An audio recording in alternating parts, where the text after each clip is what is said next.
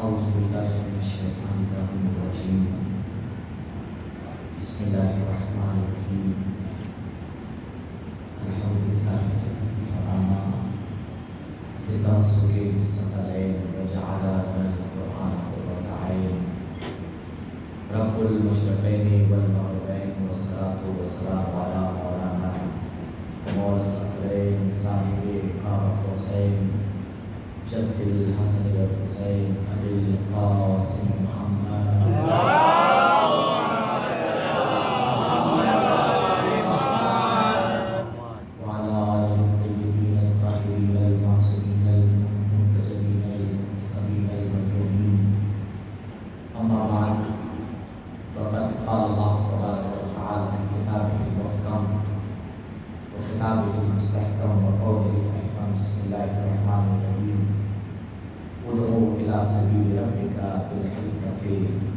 والموعظة الحسنة وجادلهم بالتي هي أحسن.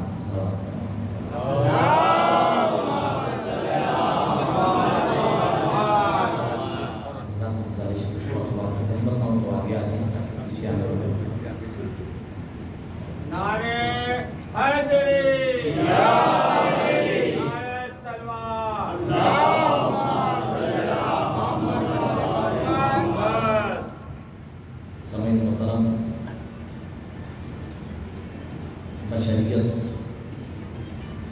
اور انسانیت کی ہدایت کی نبی پروردگار عالم نے تواتر کے ساتھ تسلسل کے ساتھ نبوتوں کا ایک سلسلہ رکھا،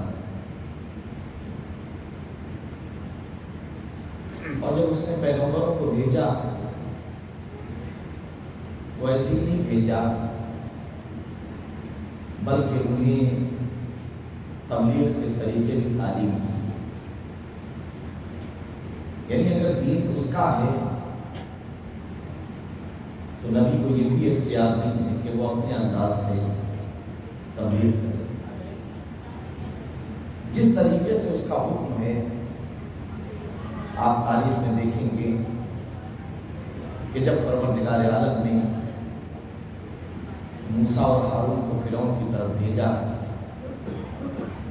تو تنہا یہ نہیں کہا کہ اذهبا الی فرعون انہ طغی، موسیٰ اور ہارون جاؤ فرعون کی طرف تعلیم ہو گیا ہے، بلکہ اس کے بعد تبلیغ کا طریقہ بتایا کہ کس طریقے سے گفتگو کرنا. وہی پروردگار عالم نے اپنے رسول کو خطاب کرتے ہوئے ارشاد فرمایا ادعو الی سبیل ربک بالحکمت والموعظۃ الحسنۃ وجادلهم بالتی ہی احسن. پوری عالمی انسانیت کو اس آیت کریمہ نے 3 کیٹیگری میں اس طریقے سے کیٹیگرائز کیا ہے. میرے رسول دین کی طرف بلاؤ، اپنے رب کے راستے کی طرف بلاؤ، ادعو الی سبیل ربک. یہ خطاب رسول کو ہو رہا ہے کہ اپنے رب کے راستے کی طرف بلاؤ بالحکمت. اسلام کی دعوت کا طریقہ کیا ہونا چاہیے؟ حکمت کے ذریعے، وزڈم کے ذریعے، عقل مندی کے ذریعے. اس لیے کہ ایک طبقہ وہ ہے جو انٹلیکچوئل ہے، پڑھا لکھا ہے، سمجھدار ہے. جب اس کے سامنے لاجیکل باتیں ہوں گی، ریشنل باتیں ہوں گی، عقل کی باتیں ہوں گی، تو پھر اسے زیادہ سمجھانے کی ضرورت نہیں ہے، وہ خود بخود آ جائے گا بالحکمت. اور ایک طبقہ وہ ہے کہ جو پڑھا لکھا بھی ہوتا ہے مگر سمجھنا نہیں چاہتا.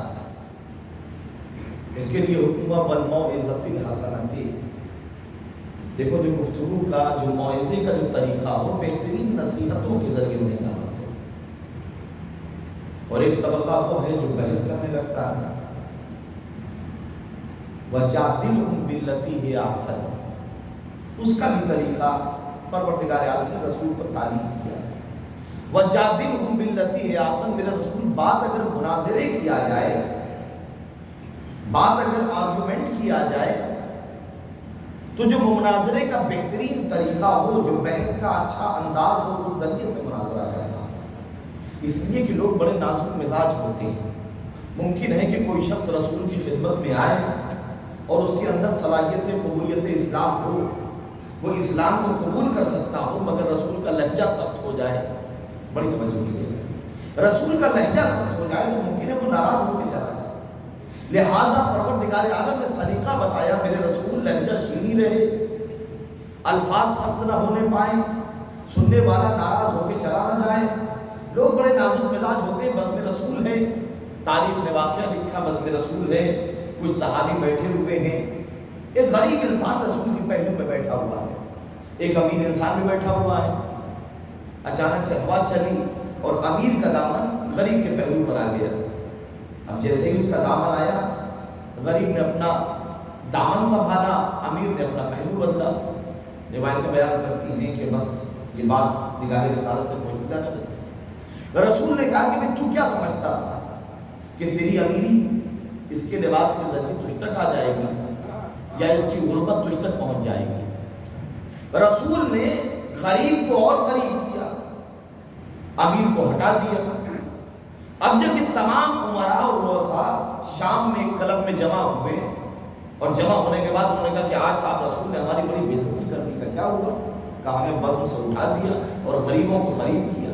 انہوں نے کہا کہ صاحب ہمیں ڈرافٹ تیار کریں گے، کمیشن بنائیں گے اور رسول کی خدمت میں پہنچیں گے اور اپنے کچھ معاہدے اور کچھ شرطیں پیش کریں گے، کچھ شرطیں لے کے پہنچیں گے رسول کی خدمت میں۔ میٹنگ ہوئی اور شام میں رسول کی خدمت میں پہنچے اور کہنے لگے اللہ کے رسول آپ اپنے ملنے کے اوقات معین کیجیے، غریبوں سے ملنے کے اوقات الگ معین کیجیے، امیروں سے ملنے کے اوقات الگ معین کیجیے۔ آپ کا جو ملنے کا انداز ہے وہ ڈیوائڈ ہونا چاہیے، غریبوں سے الگ ملاقات کیجیے، امیروں سے الگ ملاقات کیجیے، اور اگر کوئی غریب بیٹھا ہو اور امیر آ جائے تو غریب کو ہٹائیے، امیر سے گفتگو کیجیے۔ بڑی توجہ کیجیے گا۔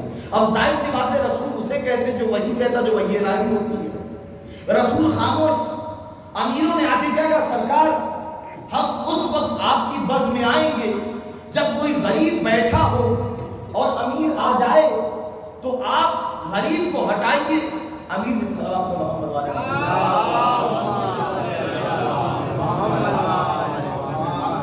جب کوئی غریب بیٹھا ہو غریب کو ہٹائیے۔ بلند صلوات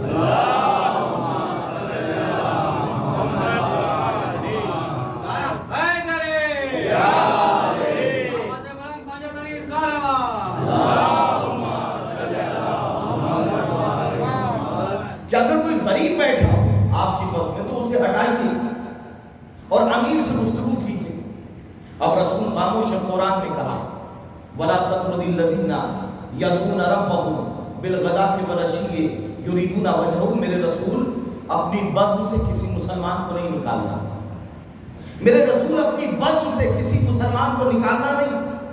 قرآن نے آگے کہا فَإِن تَطْرُدْهُمْ فَتَكُونَ مِنَ الظَّالِمِينَ۔ اے میرے رسول اگر آپ نے اپنی بزم سے کسی مسلمان کو نکال دیا تو آپ ظالم ہو جائیں گے۔ یعنی رسول کے پاس اتھارٹی نہیں ہے کہ رسول اپنی بزم سے کسی مسلمان کو نکالے۔ اب اگر سیرت رسالت میں کوئی ایسا موقع آ جائے جہاں رسول کسی کو قومو انی کہہ کے نکال دے تو دو ہی باتیں ہیں، یا نکالا جانے والا مسلمان نہیں تھا یا رسول ظالم ہے۔ صلوات پر محمد وعلی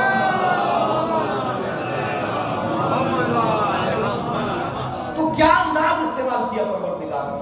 حکمت کے ذریعے، وزڈم کے ذریعے، عقل مندی کے ذریعے، بہترین نصیحتوں کے ذریعے وَجَادِلْهُم بِالَّتِي هِیَ احسن۔ اور بات اگر مناظرے کیا جائے، بات ڈائلیکٹیکل آرگومنٹ کیا جائے، بات بحث مباحثے کیا جائے تو جو بہترین انداز ہو اس ذریعے سے مناظرہ کرنا، اس ذریعے سے مباحثہ کرنا، کہیں ایسا نہ ہو کہ سننے والا ناراض ہو کے چلا جائے۔ تو جو اسلام تبلیغ اسلام میں لہجے کی سختی کو ناگوارا کرے وہ تلواروں کو کہاں سے برداشت کر دے گا؟ لہجہ سخت نہ ہونے پائے۔ اچھا کمال کی بات ہے، آپ کی دیکھیے، آپ نے پڑھا ہوگا تاریخ میں، تاریخ اسلام میں پڑھا ہوگا جتنے بھی پیغمبر آئے ان پہ کتنی عظیم عظیم مصیبتیں پڑی اور وہ کتنی بدترین سے بدترین قوموں میں گئے۔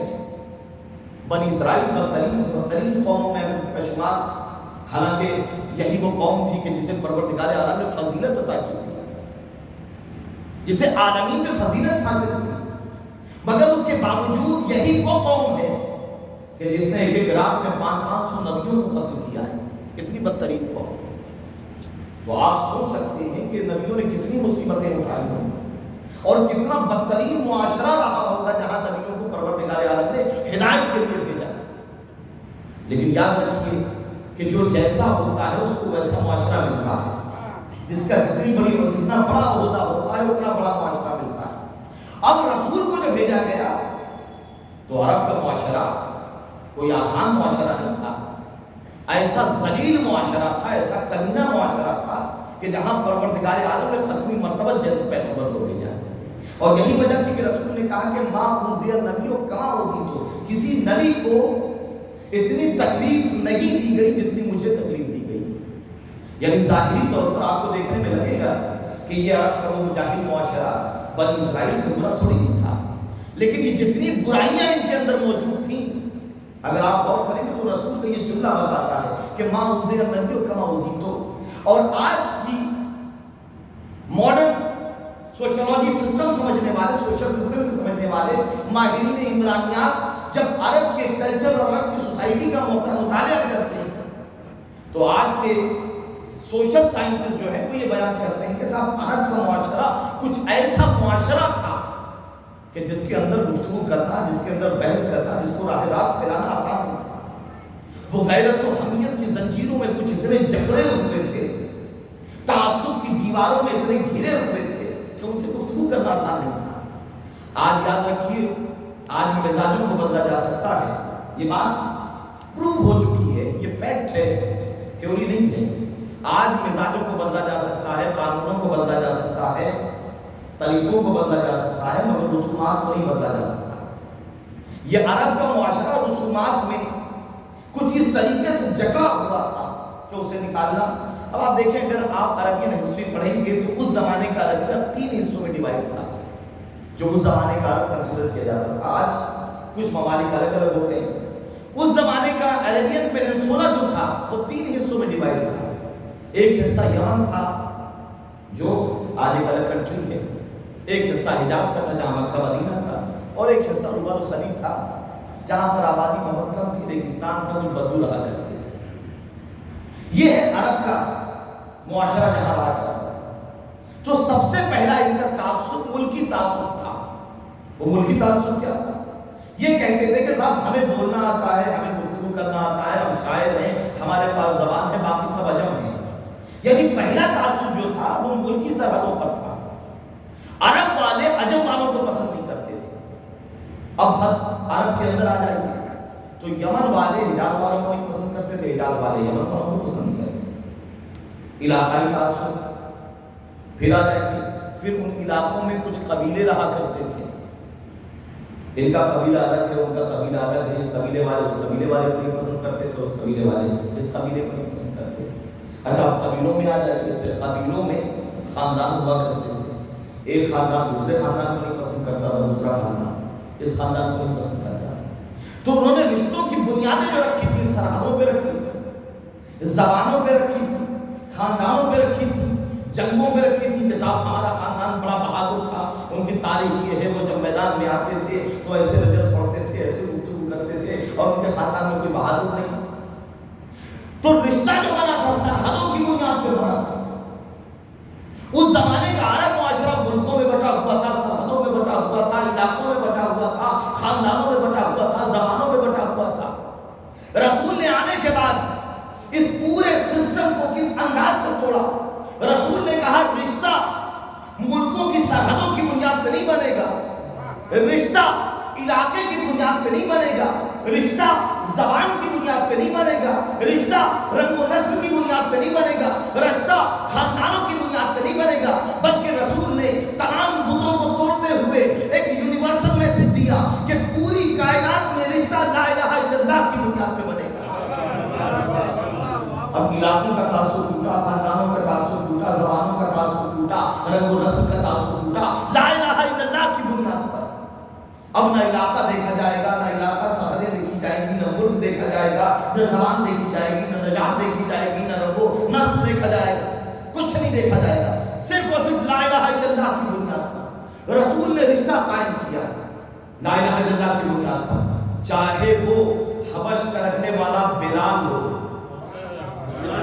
چاہے وہ حبش کا رہنے والا بلال ہو یا حبش کی رہنے والی کنیز مرزا ہو، عرب اور عجم کا فرق ختم ہوا، زبانوں کا فرق ختم ہوا، اور رسول نے کس انداز سے، کس طریقے سے اس سسٹم کو آج ہم جب سماج میں دیکھتے ہیں، آج بھی رنگ و نسل کا بھید مٹانے کی کوشش کی جا رہی ہے، اور ساری دنیا اس بات کی فکر کر رہی ہے کہ صاحب رنگوں کی بنیاد پر، نسلوں کی بنیاد پر، کاسٹ کی بنیاد پر تفریق نہیں ہونا چاہیے۔ لیکن ہم آج بھی دیکھتے ہیں کہ آج جو بڑی ڈیولپڈ کنٹری ہے، وہ ممالک جو بہت ترقی یافتہ ہیں اور جہاں کاغذوں پہ یہ لکھا تو گیا ہے کہ رنگ و نسل کا کوئی بھید نہیں ہونا چاہیے، ریشنلزم نہیں ہونا چاہیے، لیکن ہم دیکھتے ہیں زمانے کے بعد، کچھ سالوں کے بعد کوئی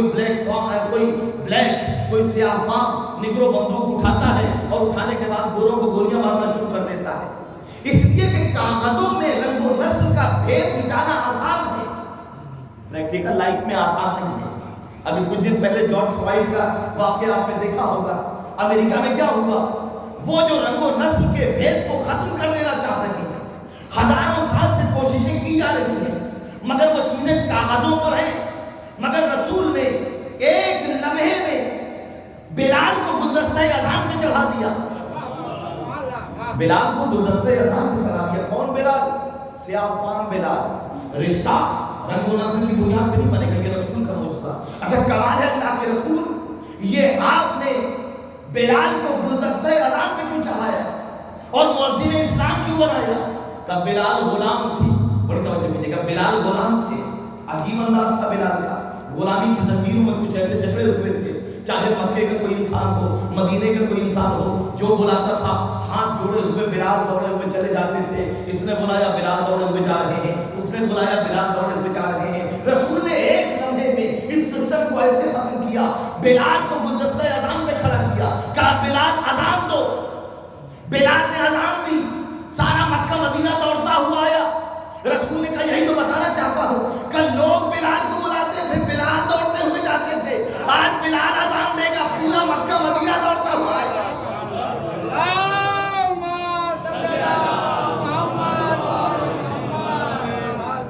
تو ایک لمحے میں کاغذوں پہ گفتگو نہیں ہے، اسلام نے جو پیغام دیا ہے کہ رنگ و نسل کا امتیاز ختم کر دیا جائے۔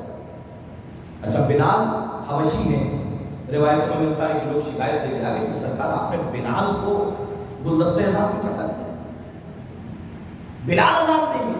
اللہ کے رسول کا لہجہ بھی اچھا نہیں ہے، وہ عرب بھی نہیں ہے، ان کی گفتگو کا سلیقہ بھی اچھا نہیں ہے، ان کا تلفظ بھی اچھا نہیں ہے، وہ اشہدو کو اسحدو کہتے ہیں۔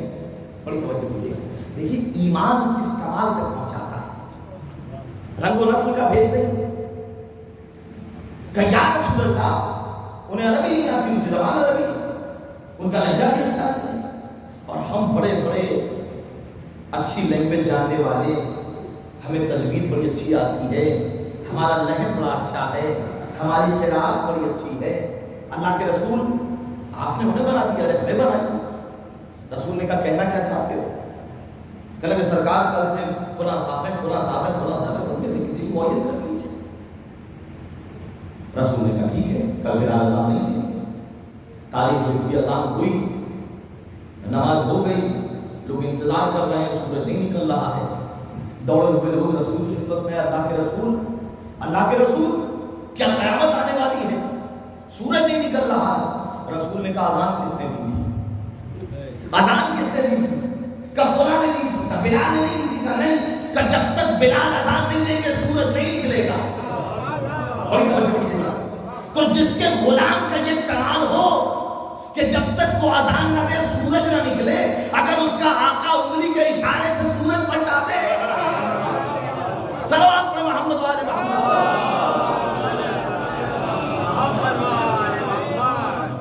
تو رسول نے اخلاق اور کردار کے ذریعے، آپ رسول کی زندگی دیکھیے، آج رسالت پہ حملے ہو رہے ہیں، آج اسلام پہ حملے ہو رہے ہیں، اور کمال کی بات یہ ہے کہ اسلام پھیلانے کی بات وہ کرتے ہیں کہ جنہیں خود نہیں پتا کہ اسلام کیا ہے۔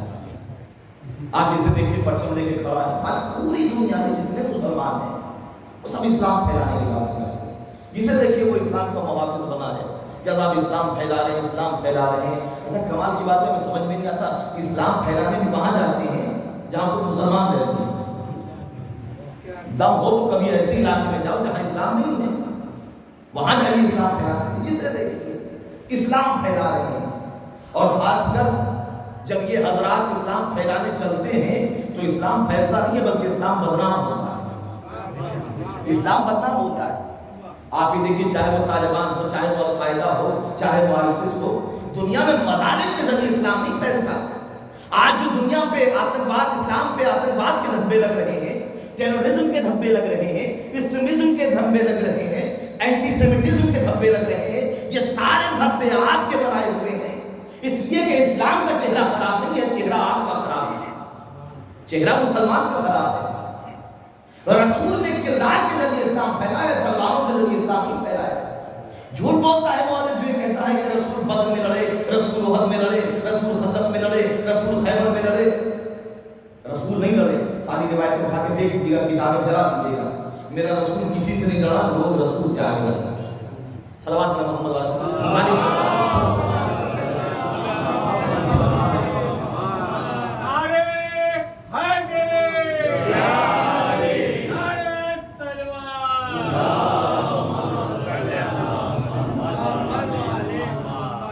تو لوگ رسول سے آ کے لڑے. رسول نے کردار کے ذریعے اسلام پھیلایا.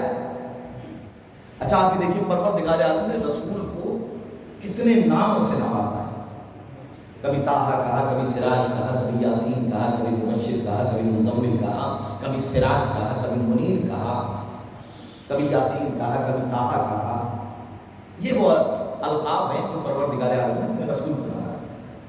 مسلمانوں نے بھی الگ الگ انداز سے، کسی نے کہا کہ صاحب اسلام لے کے آئے تھے، کسی نے کہا دین لے کے آئے تھے، کسی نے کہا شریعت لے کے آئے تھے، کسی نے کہا قرآن پہنچانے آئے تھے. الگ الگ لوگوں نے الگ الگ طریقوں سے انٹروڈکشن کرایا تھا. آپ بھی دیکھیے آج ہمارے پاس شعراء کرام، بڑے بڑے بزرگ شعراء، اللہ ان کو غریب جنت کرے. یہ وہ لوگ ہیں کہ جن کے ذریعے عزاداری ہم تک پہنچی. میر انیس ہو، مرزا ربیع ہو، مرزا غالب ہو، اور دیگر شعراء کی اگر شاعری کی بات کریں، یہ وہ شعراء ہیں جن کے ایک ایک شعر پر آج تھیسس لکھی جا رہی ہے، تحقیق ہو رہی ہے. نہ جانے کتنی PhD ہو چکی جناب میر انیس پر، مرزا ربیع پر. اور اسکالر جو ہے ایک شعر لیتا ہے اور لینے کے بعد اس پہ تحقیق کرتا ہے کہ میر انیس یہ کہنا چاہ رہے تھے، اور مرزا ربیع یہ کہنا چاہ رہے تھے، اور غالب یہ کہنا چاہ رہے تھے. کئی کئی صفحے سیاہ کر دیے جاتے ہیں. لیکن انصاف سے یہ بتائیے کہ اگر آج مرزا ربیع آ جائیں اور آنے کے بعد جو اسکالر کے شعر پر 10 صفحے سیاہ کر رہا ہے کہ صاحب اس کے اندر یہ ہے اور یہ کہنا چاہ رہے تھے اور مضمون یہ تھا اور مفہوم یہ تھا، اور آگے کہتے ہیں کہ کہاں کی بات کر رہے ہو، یہ تو میں کہہ نہیں چاہ رہا. وہ یہ کہنے نہیں چاہ رہا تو میرا مطلب تو یہ تھا کہ میں یہ کہنا چاہ رہا ہوں. تو سب کے سب دھری کی دھری رہ جائیں گی، ساری باتیں سب بیکار ہو جائیں گی. اسی طریقے سے جب رسول کو سمجھایا جا رہا ہے کہ ہم اسلام لے کے آئے تھے، دین لے کے آئے تھے، تلوار لے کے آئے تھے، قرآن لے کے آئے تھے، رسول نے اپنا تعارف کیسے کرایا؟ اللہ کے رسول کیا لے کے آئے تھے اور کیا پہنچانے آئے تھے؟ رسول نے کہا بوئس تو لے اتمم مکارم الاخلاق. رسول نے جب اپنا انٹروڈکشن کرایا ہے کہا مجھے اس لیے بھیجا گیا ہے.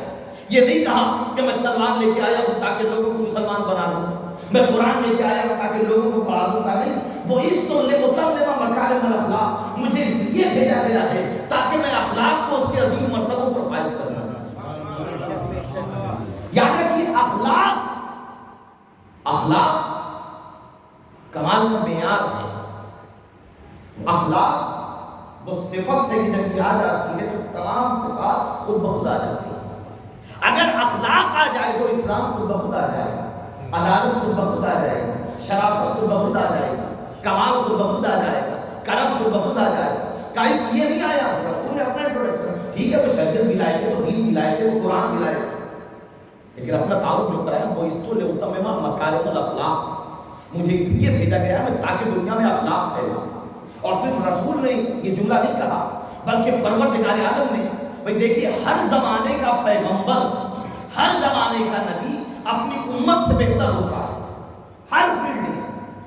صرف یہ نہیں کہ اس دور یہ کہا جاتا ہے کہ صاحب ہر اس دور میں جس کی ضرورت تھی، جیسے میڈیکل سائنس کا دور تھا تو جناب عیسیٰ میڈیکل سائنس کو معجزات دیے ہیں پروردگار عالم نے اس دور کے زمانے کے حساب سے، اس دور کے حساب سے. جیسے جناب عیسیٰ کے دور میں میڈیکل سائنس کا تھا، لہذا پروردگار عالم نے جناب عیسیٰ کو وہ معجزہ عطا کیا جو اس زمانے میں میڈیکل سائنس سے پاسبل نہیں تھا. یعنی وہ صحت کو عطا کر دیتے تھے بیماروں کو، مگر مردوں کو زندہ نہیں کر پاتے تھے. وہ کسی کی آنکھ خراب ہو جائے تو اس کا علاج تو کر دیتے تھے، مگر کسی مادر ذات نابینا کو بینا نہیں کر سکتے تھے. یہ جناب عیسیٰ کو پروردگار عالم نے وہ معجزات کیا.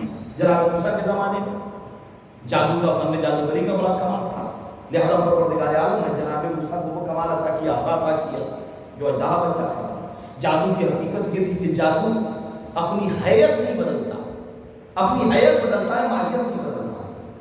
مگر موسیٰ کا عصا اپنی ماہیت بدل دیتا تھا، اسی لیے ساحران فرعون سجدے میں چلے گئے. تو جیسا دور رہا، مگر اس کے علاوہ ہر نبی اپنے امتیوں میں سب سے بہتر ہے ہر فیلڈ میں. اس لیے کہ اگر بہتر نہ ہو تو نبی کیسے ہوگا؟ بڑی توجہ. اگر بہتر نہ ہو تو نبی کیسے ہوگا؟ یہ تو مسلمان کی سوچ ہے کہ امتی پڑھا ہوا نبی جائے. یہ تو مسلمان کی ترقی ہے، یہ مسلمان کی سوچ ہے کہ صاحب امتی تو بڑے پڑھے لکھے تھے، نبی ہی جاہل تھا. لیکن یاد رکھیے ہر زمانے ہر دور میں تو اچھا موسیٰ کی امت تھی محدود، عیسیٰ کی امت تھی محدود، ابراہیم کی امت تھی محدود، یونس کی امت تھی محدود. یہ تمام انبیاء جن کی امتیں، جن کا دور، جن کا عصر محدود تھا. لیکن رسول کی شریعت کو قیامت تک جانا ہے تو اب رسول کی امت قیامت تک جائے گی اور امت سے نبی کو بہتر ہونا چاہیے. اور میں جملہ کہوں کہ قیامت تک آنے والی نسلوں تک رسول سے بڑا کوئی فاتح نہیں، رسول سے بڑا کوئی عالم نہیں، رسول سے بڑا کوئی فلاسفر نہیں، رسول سے بڑا کوئی ادیب نہیں، رسول سے بڑا کوئی خطیب نہیں. تو رسول فاتح بھی ہے، رسول افصح اللسان بھی ہے، رسول خطیب بھی ہے، رسول کے اندر ہر کمال موجود ہے جو قیامت تک آنے والی نسلیں جمع کرتی رہیں. ہر کمال، چاہے وہ سائنٹسٹ ہو، چاہے وہ فلسفہ ہو، چاہے وہ فلاسفر ہو، یہ جتنے کمالات قیامت تک انسان جمع کرتا رہے گا وہ رسول سب میں بہتر ہے. لیکن رسول نے اپنا تعارف نہ فاتح کر کے کیا کرایا، نہ افصح اللسان گفتگو کی ہے. لیکن پروردگار عالم نے بھی جب رسول کا تعارف کرایا ہے تو کہا انک لعلی خلق عظیم، اے میرے رسول آپ اخلاق کے عظیم مرتبوں پر فائز ہیں. صلوات میں محمد والے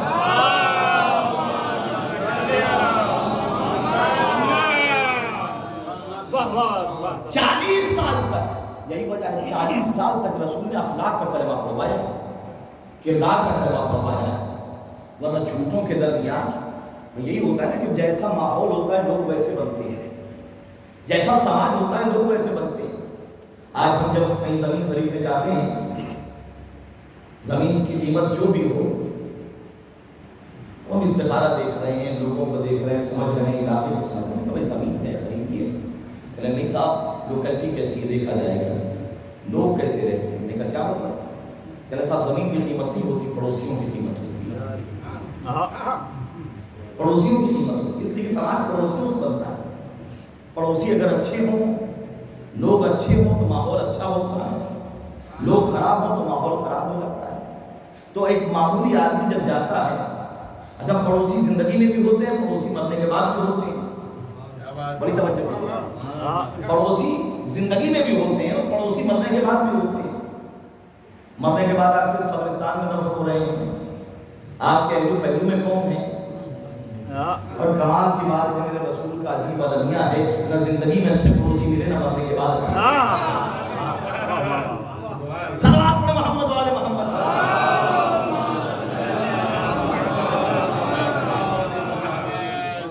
تو جیسا ماحول ہوتا ہے سماج ویسا بنتا ہے.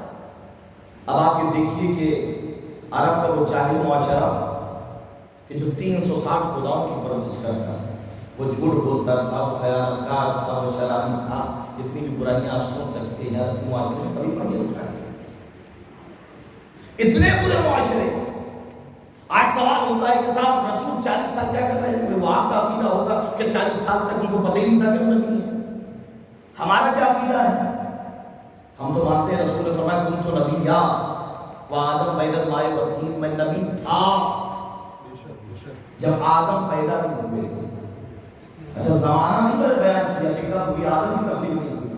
اللہ کے رسول کتنے کروڑوں سال ہوئے، کتنے ارب سال، وہ کچھ نہیں تھا. کن تو میں تھا، میں تھا. کب تھا؟ کتنے زمانے پہلے، کتنے عصر پہلے، کتنے سال پہلے، اربوں سال پہلے، کھربوں سال پہلے. یعنی صاحب زمانے ہی نہیں تھا. اس لیے کہ نہ شمس و قمر کی قندیلیں تھیں، نہ ستارے تھے، نہ سیارے تھے، کچھ نہیں تھا. میں تھا. کن تو کب تھا؟ کن تو کی سرحد تلاش کی جائے تو ایک اور حدیث قدسی بھی نہیں، کن تو کنزم مخفیہ، میں چھپا ہوا خزانہ تھا. بڑی توجہ ہے. اچھا کہیں زمانے کا تذکرہ نہیں ہے. اللہ نے بھی کہا کن تو میں تھا. کب سے تھا نہیں پتا. رسول نے کہا کن تو میں تھا. کب سے تھا نہیں پتا. اچھا اللہ کے رسول آپ ہی دونوں تھے. رسول نے غدیر اور اٹھا کے کہا من کن تو. صلوات میں محمد و آل محمد.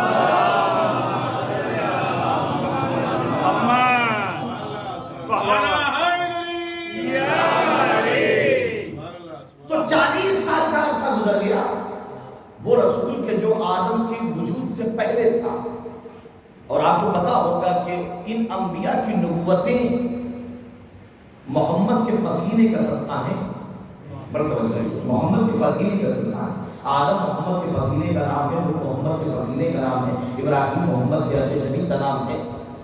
یہ وہ انبیاء ہیں جو محمد کے پسینے سے پیدا ہوئے. اور ہم نے دیکھا کہ جناب مریم آگوش مادر میں اعلان کر رہی ہیں عبداللہ خان یہ کتاب وجعلنی نبیہ. ابھی چلنا سیکھا نہیں، وہ نبوت کا اعلان کر رہے ہیں. میں اللہ کا بندہ ہوں، اللہ نے مجھے کتاب عطا کی، نبی بنایا. یہ جناب عیسیٰ. اور جناب یحییٰ ابھی پہلے ہی نہیں ہوئے، اور پروردگار پہلے ہی زکریا سے کہہ رہا ہے کہ جو بچہ ہوگا وہ نبی ہوگا. کمال کی بات ہے. تو جو پسینے سے پیدا ہو رہے ہیں ان کی نبوت کا اعلان تو ان کے پیدا ہونے سے پہلے ہو جا رہا ہے. اور جس کے صدقے میں نبوتیں پیدا ہوئی تو صاحب 40 سال تک اسے پتہ ہی نہیں کہ وہ نبی ہے کہ نہیں ہے. نبی تھے، پیدا ہوئے تب بھی نبی تھے، 10 سال کے ہوئے تب بھی نبی تھے. سائلنٹ مشن جاری تھا، سیکرٹ مشن جاری تھا. ابھی تک جتنے پیغمبر آئے تھے نا انہوں نے ڈائریکٹ برائیوں پر اٹیک کیا تھا. انہوں نے کہا کہ صاحب شراب پینا حرام ہے، بت پرستی حرام ہے، غیبت حرام ہے، زنا حرام ہے، یہ حرام ہے، وہ حرام ہے.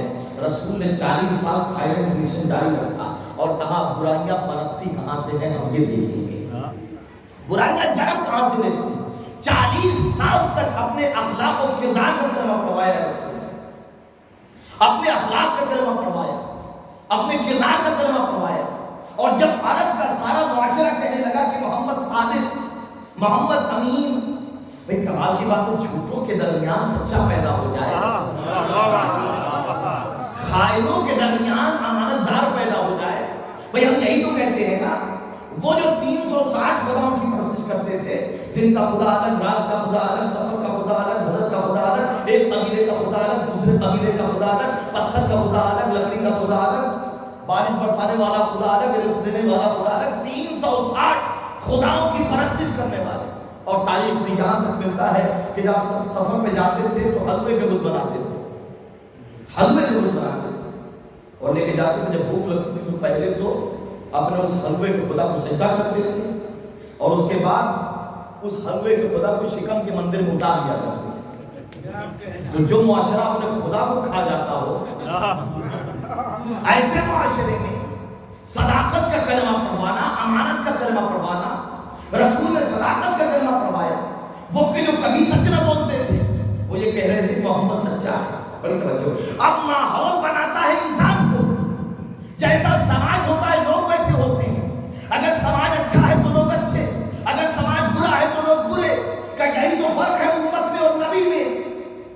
امت وہ ہوتی ہے جو سماج کے دھارے میں بہ جاتی ہے، نبی وہ ہوتا ہے جو سماج کو اپنے دھارے میں بٹھا کے لے جاتا ہے.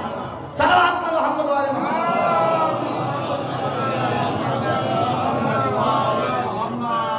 اخلاق اور کردار کے ذریعے اسلام نے، تلواروں کے ذریعے نہیں، رسول نے اپنے اخلاق کے ذریعے اسلام نے، کردار کے ذریعے اسلام نے. اور کتنا عظیم ہے اخلاق رسول کا کہ پروردگار کہہ رہا ہے انک لعلی خلق عظیم، میرے رسول آپ صاحب خلق عظیم ہیں۔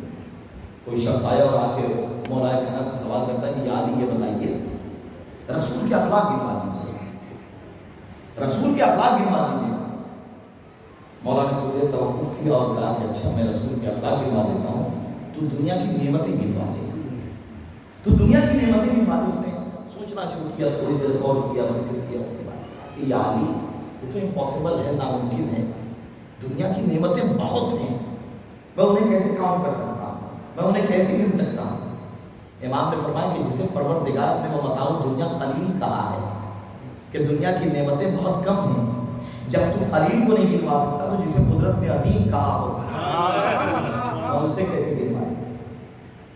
تو رسول نے اخلاق کے ذریعے، تلواروں کے ذریعے نہیں، کردار کے ذریعے اسلام پھیلایا، اور یہی وجہ تھی کہ پورا خانوادہ اخلاق اور کردار کے ذریعے رسول نے تلوار نہیں اٹھائی۔ لوگ جو آئے اس لیے کہ یہ خانوادہ تلوار نہیں اٹھایا، یہ رحم و کرم کا خانوادہ ہے، یہ رحیم خانوادہ ہے، یہ کریم خانوادہ ہے، یہ تو جنت بانٹنے کے لیے آئے تھے، محبت بانٹنے کے لیے آئے تھے، پیار بانٹنے کے لیے آئے تھے، لوگوں کو قریب کرنے کے لیے آئے تھے، دور کرنے کے لیے آئے تھے۔ یہی وجہ ہے کہ کتنا عظیم اور کریم خانوادہ ہے۔ کوئی کہتا ہے کہ آؤ ہم سے جڑ جاؤ، ہم سے محبت کرو، ہم میں جائیں۔ کوئی کہتا ہے ہمارے شان میں قصیدہ کہہ دو، ایک بیت کہہ دو، جنت کہہ دو۔ یہ جنت سے نزدیک کرنے کے لیے آئے تھے، دور کرنے کے لیے نہیں آئے تھے، یہ اخلاق پھیلانے کے لیے آئے تھے، یہ کردار پھیلانے کے لیے آئے تھے۔ اور وہ لوگ کہ جن کا کردار کبھی اسلام بارہ ہو سکتا، وہ کبھی فضائل کو چھوڑ کھا رہے ہیں، کبھی کردار سے چھوڑ کھا رہے ہیں، لہٰذا انہوں نے اس پورے خانوادے کو ٹارگٹ کیا اور کوشش کی کہ کس صورت سے اس خانوادے کو ختم کیا جائے۔ اور کوئی دشمنی نہیں تھی، دشمنی ان کا اخلاق، ان کا کردار تھا، ان کا علم تھا جس سے وہ ٹکر نہیں دے پاتے۔ اور یہی وجہ تھی کہ رسول کا کفن میدان میں اٹھایا، ادھر جگہ پر مظالم شروع ہوئے، شہزادی کو کہنا پڑا سنت علیہ کے مسائل نہ ہونا، سلسلہ آگے بڑھا، سلسلہ آگے بڑھا۔ حسن کو زہر دغا سے شہید کیا گیا، حسین جو محرم کے والد کربلا پورا کنبہ اجڑ گیا حسین۔ امام صاحب آپ جس امام کا ماتم کرنے کے لیے بیٹھے ہیں، آپ نے کبھی سوچا ہے ہمارے بزرگ جب جاتے ہیں دنیا سے، ہم ایک دن، دو دن، تین دن، ایک ہفتے، 10 دن سے زیادہ زندگی کرنے کی صلاحیت نہیں ہے۔ ہمارا کلیجہ جواب دے جاتا ہے، آنکھوں کے اشک سوکھ جاتے ہیں، ہماری ہمت نہیں ہوتی کہ ہم اتنا جیا جا سکتے۔ اور اگر مہینے 2 مہینے کے بعد کبھی تذکرہ ہوا تو شاید آنکھیں نم ہو جاتی ہیں، سال 2 سال کے بعد صرف آدمی تسلی کے جملے کہہ دیتا ہے، لیکن واقعی کربلا کے بعد میرا امام 40 سال کا خون کیا 40 سال کا خون کیا ہو گیا۔ جب بھی پانی آیا ہے ایک مرتبہ پانی کو دیکھتے ہوئے کہتے ہیں ہائے میرا بابا بھوکا پیاسا مارا، بھوکا پیاسا مارا۔ جب کبھی مارکیٹ سے گزرتے ہیں، بازار سے گزرتے ہیں، تو تاریخ لکھتی ہے کہ قسم اپنے جانوروں کو چھپا دیا کرتی ہے کہ کہیں سید سجاد نہ دیکھ لے۔ تاریخ لکھتی ہے کہ قصاب اپنے جانور چھپا تو سید سجاد نے دیکھ لیا اور کہا کہ دیکھو قصاب میں جانور ذبح کرنے کی منع نہیں کرتا، جانور ذبح کرنا میرے نانا کی سنت ہے، لیکن بس اتنا بتا دو، بس اتنا بتا دو کہ ذبح کرنے سے پہلے پانی تو پلا دیتے ہو، ذبح کرنے سے پہلے پانی تو پلا دیتے ہو۔ قصاب نے ہاتھوں کو جوڑ لیا، سرکار ارے آپ کے نانا کا حکم ہے جانور کو بغیر پانی کے ذبح نہیں کرنا چاہیے۔ ایک مرتبہ کربلا کا رخ کرتے تھے اور کہتے تھے بابا قصابوں کا یہ طریقہ ہے جب تک پانی نہ پلا لے ذبح نہیں کرتے۔ ہائے میرا بابا 3 دن کا بھوکا پیاسا۔ جزاک اللہ سوائے مظلوم کربلا 40 سال تک اشک روتا رہا، 40 سال تک خون کے آنسو روتا رہا ہے۔ روایتیں بیان کرتی ہیں پانی آتا تھا اتنا روتے تھے کہ پانی مذاق ہو جاتا تھا. پانی نالی میں ڈال دیا جاتا تھا، نالے میں ڈال دیا جاتا. امام کی صحابیاں منہال گزر رہے ہیں، پر نالے سے تھوڑا سا پانی آیا، ترشح کر کے منہال کے لباس میں پڑا. منہال نے دخل بات کیا، ایک کنیز آئی اور آنے کے بعد منہال نے پوچھا کہ میرے مولا کیا ہے؟ کہا کہ بس وضو کا پانی آیا، پانی کو جیسے ہی دیکھا گیا جاتا. منہال نے اس نے بادیابی چاہا کہ مولا سے ملنا چاہتا، اور وہ کنیز سے پوچھتے میں اس طرح بتا دیں کہ جو پانی ابھی گرا ہے وہ پاک تھا کہ نہیں، وہ پاک تھا کہ نہیں. ایک مرتبہ کنیز خدا کہتی ہے منہال کیا حسب کر رہے ہو، یہ پانی نہیں تھے تمہارے مولا کے آنسو، یہ پانی نہیں تھے تمہارے مولا کے آنسو تھے. ارباب ایسا ایک مرتبہ منہال آئے اور آنے کے بعد کہتے ہیں آقا کب تک روئیے گا؟ آقا شہادت تو آپ کی نیاز ہے، آقا آپ کے بابا بھی شہید ہوئے، آپ کے دادا بھی شہید ہوئے، شہادت آپ کا ورثہ ہے. ایک مرتبہ امام کلمبے کا منہال تو نے میرے ساتھ انصاف نہ کیا، میں مانتا ہوں شہادت میرا ورثہ ہے، لیکن اتنا بتا دے کیا ماں بہنوں کا بڑے دربار میں بھی مقنا چادر جانا، سکینہ کا رسالہ میں تماچے کھانا میرا ورثہ. بڑی دیر تک منہال بھی کیا کرتے ہیں. ارباب ایسا ایک راوی ہے جس کا نام ہے ابن منذر، امام کی خدمت میں آیا اور آنے کے بعد کہتا مولا سب سے زیادہ مصیبتیں کہاں پڑی؟ آپ نے سنا ہوگا امام نے فرمایا شام. 3 مرتبہ امام نے فرمایا شام. لیکن ابن منذر آگے کہتا ہے مولا کوئی مصیبت بیان کی. تاریخ لکھتی ایک مرتبہ امام نے نگاہوں کو اٹھایا، ابن منذر کو دیکھا، کہا ابن منذر تو برداشت نہیں کر پائے گا. ابن منذر نے ہاتھوں کو جوڑا اور ایک مرتبہ نئے حوصلے کے ساتھ کہا مولا میں نے اپنے دل کو مضبوط کر لیا ہے، مولا میں سننا چاہتا ہوں کہ شام میں وہ کون سی مصیبتیں ہو گئی جو آج تک آپ کو خون کی آنسو لا رہی ہیں. ایک مرتبہ جب اسرار پڑھا امام نے کہا ابن منذر سنے گا، ابن منذر برداشت کر پائے گا. ابن منذر نے ہاتھوں کو جوڑا، ہاں مولا ہم نے اپنے دل کو مضبوط کر لیا ہے، ہم سننا چاہتے ہیں. تاریخ مرتبہ امام نے بیان کیا ابن منذر جب ہم شام کی وادیوں میں اترے نا، جب لٹا ہوا قافلہ شام کی وادیوں میں اترا، وہ وادی جہاں یہودی رہا کرتے تھے، ایک مرتبہ شمر و خوری نے آواز دینا شروع کی، آؤ یہودیوں اگر تمہیں رسول سے بدلہ لینا ہے تو آج آل رسول اسیر ہے، آج آل رسول قیدی ہے. اگر تمہیں علی سے بدلہ لینا ہے تو آج علی کی بیٹیاں مقرم چادر ہے. اگر تمہیں حسین سے بدلہ لینا ہے تو آج حسین کے بچے ہاتھوں میں ہتھکڑیاں ہیں، پاؤں میں بیڑیاں ہیں، گلے میں خار جسے بدلہ لینا ہو آ کے لے لے. ایک مرتبہ سیدھے سجاد کے ابن منذر تھوڑی دیر کے بعد ہم نے کیا دیکھا، یہودی آئے، یہودیوں کا ایک گروہ آیا، ان کے ہاتھوں میں بڑے بڑے پتھر تھے. اب ایک مرتبہ جب پتھروں کی بارش شروع ہوئی نا ابن منذر تھوڑی دیر کے بعد جب پتھروں کی بارش شروع کی، نہ ہم پھوپھی کو پہچان سکے نہ پھوپھی مجھے پہچان سکے. ابن منذر جب پتھروں کی بارش شروع کی تو پھوپھی نہ مجھے پہچان سکی نہ میں پھوپھی کو پہچان سکا. ابن منذر بے ہوش ہو گیا. ایک مرتبہ امام نے کہا ابن منذر کو ہوش ملایا جائے. ابن منذر نے ہاتھوں کو جوڑ دیا کہ مولا مجھ سے برداشت نہیں ہوتا، مولا میں بیان نہیں کر سکتا کہ میرے دل کی کیفیت کیا ہے، مولا آپ نہیں سن سکتا. امام نے فرمایا ابن منذر تو نے دل کے دکھے تاروں کو چھیڑ دیا ہے تو اب تجھے سننا پڑے گا. ابن منذر سن، جب ہم کربلا، جب ہم شام کے دربار میں پہنچے ہیں، میرے ہاتھوں میں ہتھکڑیاں تھی، میرے پاؤں میں بیڑیاں تھی، میرے گلے میں خاردار پاؤں تھا. ابن منذر تو تصور کر، میری دھوبیاں، میری بہنیں، میرے مقنا و چادر میرے پیچھے تھی. ہائے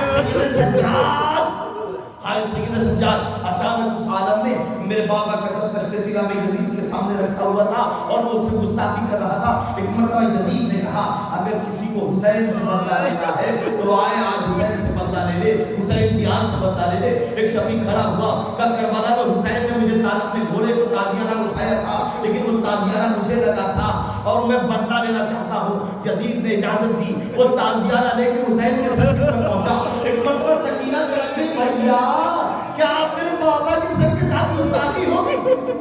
کیا میرے بابا کے سر کے ساتھ گستاخی ہوگی؟ سید سجاد نے ہتھکڑیوں کو سنبھالا کہ بہن گھبراؤ نہیں، اگر میں نانا کا بدلہ دے سکتا ہوں، اگر میں دادا کا بدلہ دے سکتا ہوں تو میں اپنے بابا کا بھی بدلہ دے سکتا ہوں. سید سجاد نے کہا شفیع تجھے جتنے تازیانے مارنا ہے